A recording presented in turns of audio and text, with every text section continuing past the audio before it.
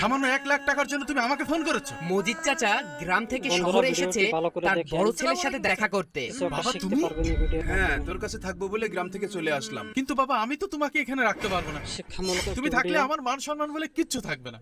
তুমি বাবা এক্ষুনি গ্রামে চলে যাও। দাঁড়ান আব্বা, আপনার শহরে যাইতে হবে না। তুই মামতি করে কয় টাকা বেতন পাইস? আমি অল্প কয় টাকা বেতন পাইলেও সে টাকায় অনেক বরকত রয়েছে। এখন আমার বয়স হয়ে গেছে, ভালো মন্দ খাওয়া জরুরি। তোর কাছে থেকে শাকসবজি খাতি আমার আর ভালো লাগছে না। আমি ঢাকা শহরে বড় ছেলের কাছে যাব, ভালো মন্দ খাবো আর ঢাকা শহর ঘুরে দেখবো।